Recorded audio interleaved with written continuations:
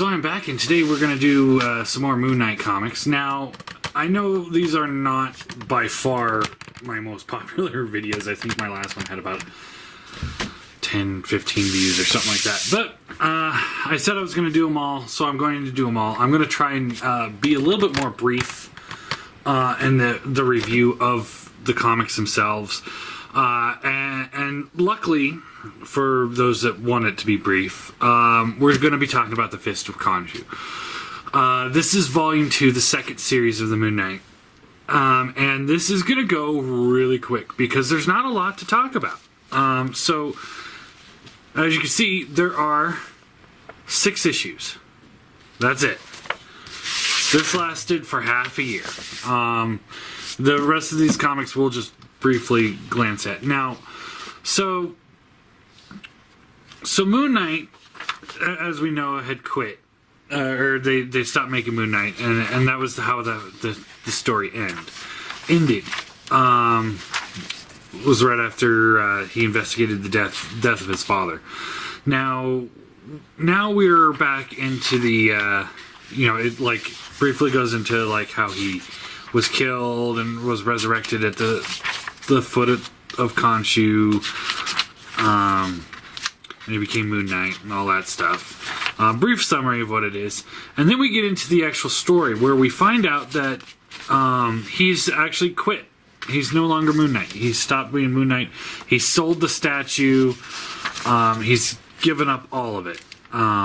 So now he's no longer there. Then we find out that there are these priests.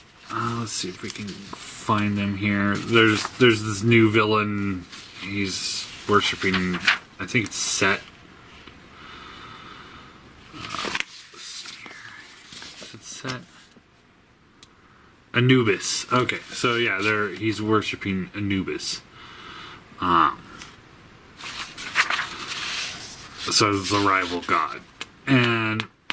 But anyway, so Mark Spector starts getting these visions from Egyptian priests from the time of,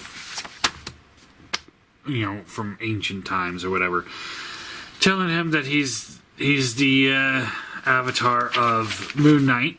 They give him a new costume, so you got the more gold breaking up instead of silver and a different symbol on the chest. The Ankh, I think it is. I'm not an Egyptian expert, but... and then he's given new weapons. So he no longer has the moon-styled weapons. He's got little scarab beetles, boomerangs, a throwing iron, a rock. And what we find out later on, much later in the West Coast Avengers, is these were all designed by a time-displaced Hawkeye. So anyway, this is all of this. And they also give him his powers back. So now he's got that super strength that waxes and wanes with the moon. So yeah. So first it was because of werewolves. Now it's because of these ancient Egyptian priests that are giving him powers. And so yeah. So he's got to investigate, what's going on. He's supposed to reclaim the statue. All of this was just to set him up to return and become Moon Knight again. And that's really all there is to it.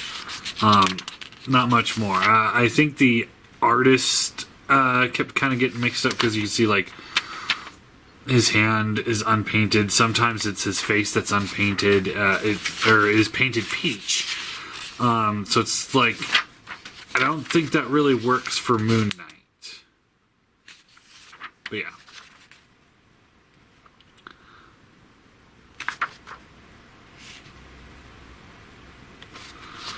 And that's that. This one, he's fighting. Let's see. I think it's like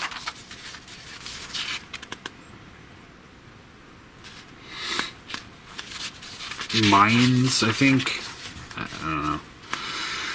I know I got some criticism for not knowing these stories as well as I did when I first read them. But the thing is that they're not worth a second viewing.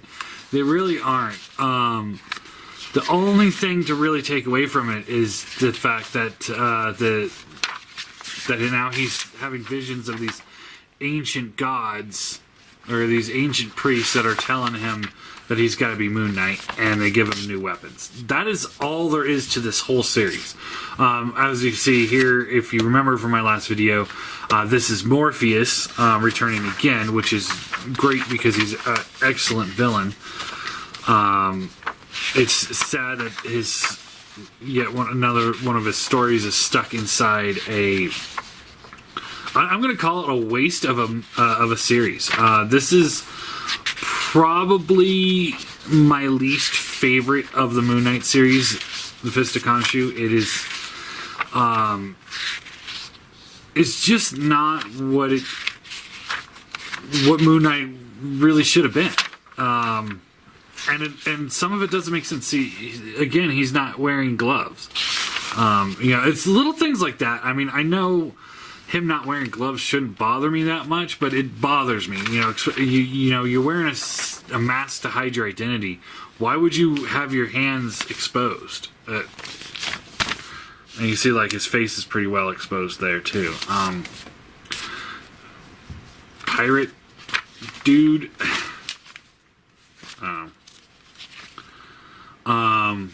Again, not worth. It's not worth reading. I apologize to Moon Knight fans. Ooh, Transformers now on video cassette, $24.95. I got criticized for going into ads, but hey, this is a Transformer channel. We got to point out the Transformers.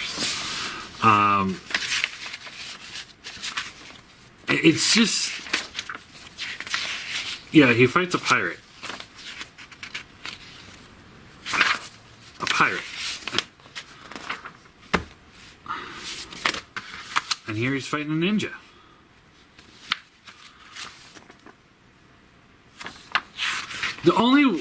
I would not, if I were to recommend Moon Knight, I would recommend the first series to an extent. A lot of it's kind of like a throwaway series, as I've said. It's kind of pointless, but Fist of Khonshu is definitely just, it's not worth a read unless you have this. This is Essential Moon Knight Volume 3. This collects the final, I think, 31 to 38 of the original Moon Knight, all of Fist of Khonshu, and all the little side stories that we're going to get into in a few seconds. So this contains all of them. I would not go out and purchase Fist of Khonshu to read. I would not. I purchased these because I collect the Moon Knight comics. I have most of them. So that's the only reason why I own the Fist of Khonshu. It is not worth the read unless you have it in a collection. I think it's one of the weakest. Definitely the weakest. It may not be my least favorite, but it's definitely the weakest of all the stories. It doesn't make a lot of. It makes somewhat sense, but it's kind of pointless. And the fact that it's 6 issues long.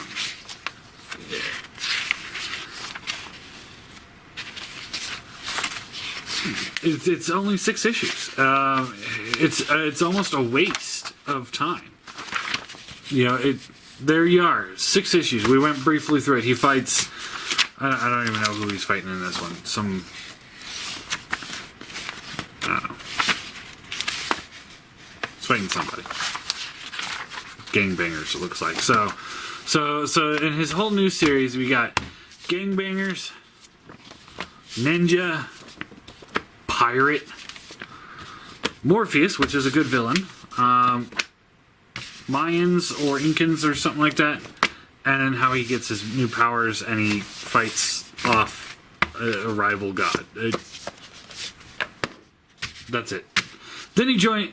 Then because they couldn't get the story as good as the original one. So what do? They throw him in the West Coast Avengers. I'm not even going to take these out of the plastic. It's not worth the read. It's not. It's so from there, he goes into some side stories. He's not even a main character in this. He's just kind of there briefly.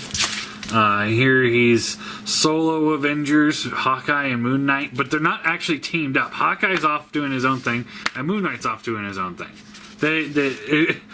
It says starring Hawkeye and Moon Knight, but it's actually Hawkeye then Moon Knight.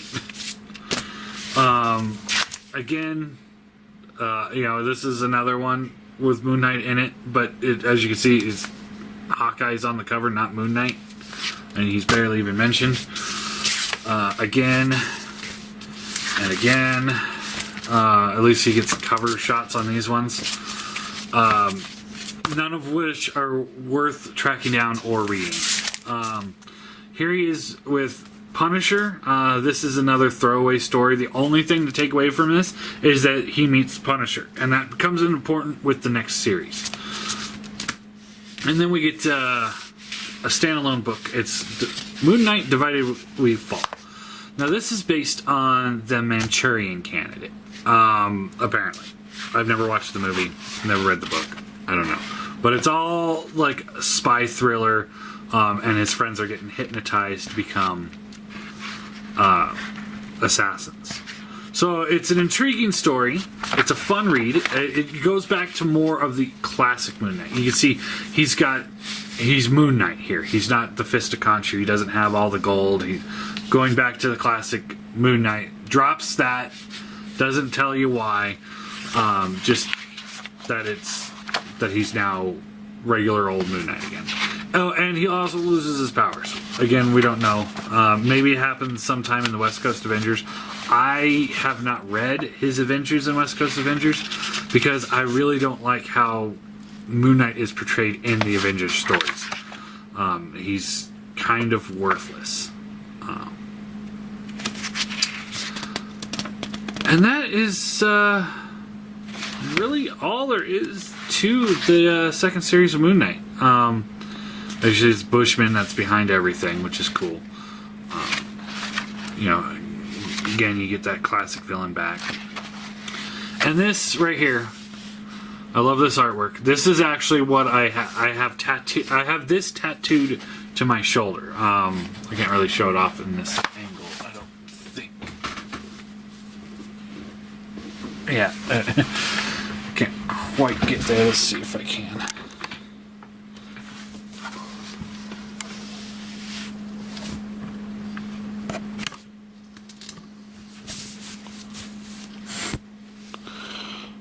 This is very difficult to do from this angle.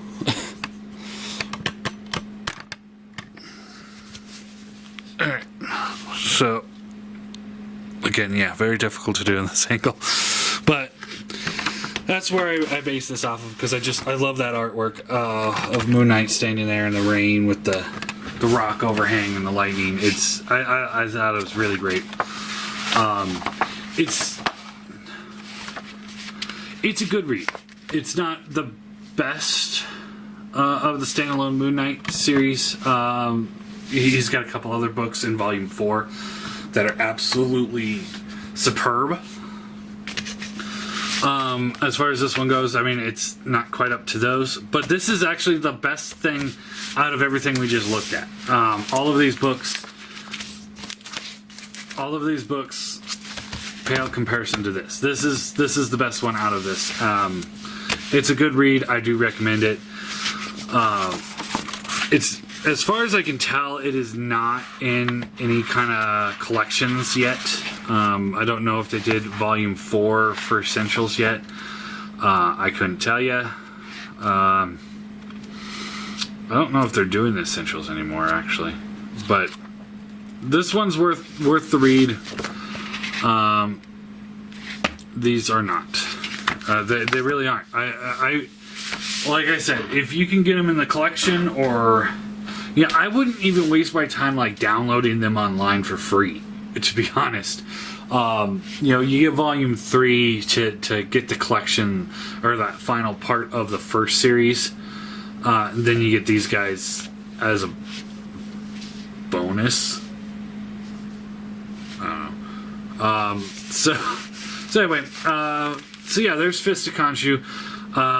Again, the only important thing that came out of this is that, you know, they changed up his costume and gave him new weapons. And then he started seeing floating heads telling him what to do, which didn't last long, because as soon as that was over, you know, they ditched it. Next, we'll get into the Mark Spector series, which is I think the longest of the series. So we'll try and tackle that in about 3 videos or so. But yeah, other than that, I guess that's really all there is. Hopefully I kept this one a little bit shorter. There's not much to talk about here. It's just, there's not much in these books. There really isn't. So I guess that's it.